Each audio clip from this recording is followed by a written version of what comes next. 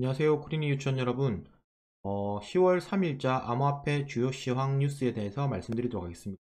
이번 영상에서는 총 3가지 내용을 준비를 했고요. 첫 번째는 암호화폐 거래소가 나스닥에 상장되었다는 내용이고요. 두 번째 내용은 유럽중앙은행이 디지털 유로의 상표를 등록했다는 내용입니다. 세 번째 내용은 비탈릭이 이더리움이 10만 TPS에 앞으로 도달할 것이다 라는 내용을 밝혔다는 내용인데요. 하나씩 좀 알아보도록 하겠습니다. 첫 번째 내용인데요. 암호화폐 거래소가 나스닥에 상장했다는 내용입니다. 이걸 좀 더 파고들어서 알아보면 디지넥스라고 하는 이제 홍콩에 본사를 둔 암호화폐 파생 상품 거래소가 있는데요. 요 이제 디지넥스가 기존에 나스닥에 상장되어 있는 기업을 하나를 인수를 해가지고 자기들이 이제 역합병 방식으로 상장을 시키는 뭐 이런 형태가 진행입니다. 그래서 좀 실질적으로는 까보면 나스닥에 실제 상장되어 있는 기업이 뭐 3,300개가 넘는데요. 그 중에서 기존에 이제 인수한 요 이제 기업이 가지는 의의가 그렇게 크지 않기 때문에 사실 그냥 상징적인 의미다. 뭐 요 정도로 좀 넘어가면 될 듯합니다.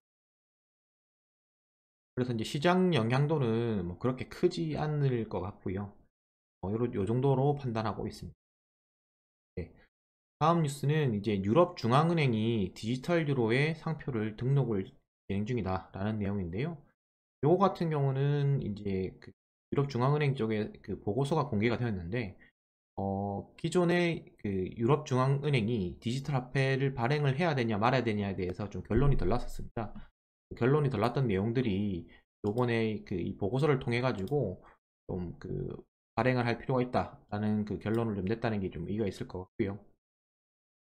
그리고 이제 어, 그 단계로 봤을 때 요런 그 상표 등록까지 이제 진행을 한다는 얘기는 어느 정도는 이제 좀 가이드라인이 섰다 이렇게 좀 파악하시면 될 것 같고요.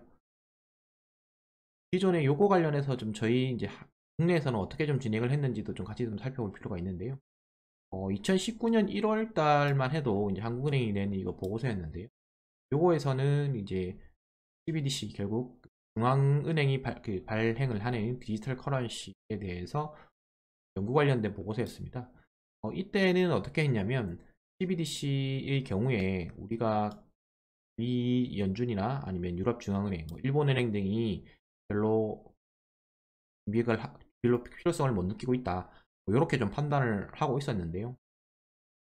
하지만 이제 올해 한 1년 지났죠. 1년 2020년 4월 달 그 보도 자료를 보면 조금 그 19년도에 나왔던 보고서와 딱 반대되는 내용이 어떤 거였냐면 예전에는 이제 주요 선진국은 안 하고 조금 좀 개도국이나 좀 작은 나라들이 했다는 건데 이게 미국, 일본 등이 관련 연구를 하겠다는 방향으로 선회를 했기 때문에 우리도 하겠습니다. 뭐 이런 식으로 조금 하고 있습니다. 그렇다 보니까 여기 그 우리나라 한국은행에서도 금융결제국 내에 이제 디지털화폐 연구팀이란 곳과 이제 기술반을 중심으로 해가지고 CBDC에 대한 그 용역 과제를 냈고 이거에 대한 파일럿 테스트를 진행을 하고 있다라는 내용이 되겠습니다. 결국 이제 그 중국 중앙은행이 가장 좀 빠를 것으로 지금 보여지는데요. 이거는 이제 전체 시장에 끼치는 영향은 좀 긍정적이라고 생각을 하고요. 이거는 레벨로 따지자면 한 세 번째 정도 레벨 되는 수준으로 조금 볼 수 있을 것 같습니다. 다음 내용인데요. 다음 내용은 이제 비탈릭이 최근 이제 이더리움 2.0 테스트넷을 하면서 그때 그 신규 로드맵을 설명을 했는데 이때 결과적으로 향후 초당 10만 건의 트랜잭션을 처리하겠다. 결국 10만 TPS를 달성을 해보겠다. 라고 이제 밝혔습니다. 물론 이제 10만 TPS를 한 번에 간다는 내용은 아니었고요. 이더리움 2.0 단계에서는 샤딩 인프라를 갖춰서 네트워크 수용량이 이제 1000에서 5000 TPS 정도로 이제 얘기를 했었는데요. 근데 좀 변수가 어떤 거였냐면 이더리움 2.0이 결국 이제 테스트넷이 가동이 됐는데 보도에 따르면 다수의 오류가 좀 나고 있다. 아직 조금 기술적으로나 이런 부분들이 완벽하지는 못하다. 그래서 이제 10만 TPS라는 목표는 있지만 아직 달성 자체가 좀 불투명한 상태다. 이렇게 좀 생각을 하면 될 것 같고요. 이제 TPS가 가지는 의미를 좀 보자면 어떤 게 있냐면 이더리움 같은 경우는 이제 전송을 할 때 블럭당 생성 보상량이 있을 거고 그리고 또 거기에 대한 그 가스비가 있거든요. 그 가스라고 하는 거는 우리가 이더리움을 전송할 때 쓰는 수수료라고 생각을 하시면 되는데요. 요게 이제 최근에 트랜잭션 양이 많아지면서 이제 저희가 디파이 프로젝트들이 많이 증가를 했잖아요. 이더리움 기반의 디파이 프로젝트들이 많이 증가를 하니까 이더리움이 기존에는 참 전송료가 쌌거든요. 쌌는데 이게 이제 네트워크 가부화가 걸리니까 수수료 자체도 이제 계속 오르게 되는 뭐 이런 상황이 되었습니다.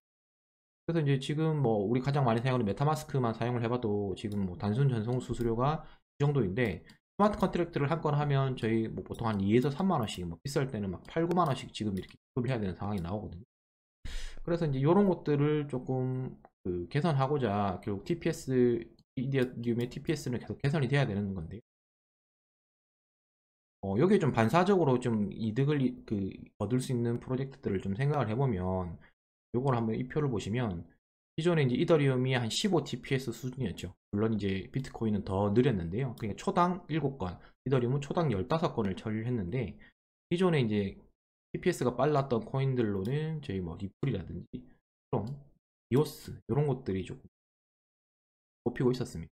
그리고 이제 이더리움에서는 이제 TPS를 개선하기 위해서 얘들이 이제 오미세고가 아직까지 이제 이더리움 기반 그 토큰인데 이쪽을 이용해라.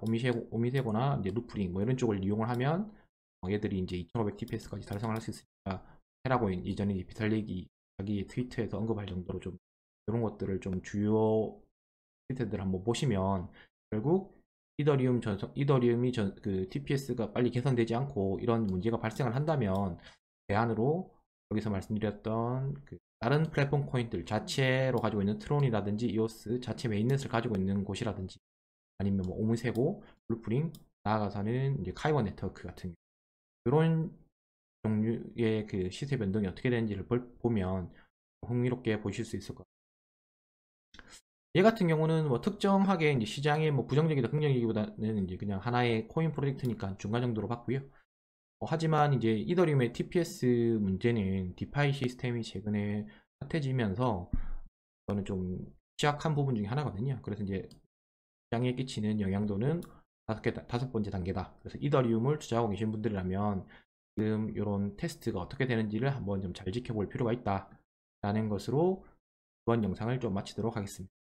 네, 이번 영상도 도움이 되셨으면 구독, 좋아요, 알림 설정 해주시면 내일도 또 하루 안에 이슈를 정리를 해서 공유하는 시간을 갖도록 하겠습니다. 네, 이상입니다. 감사합니다.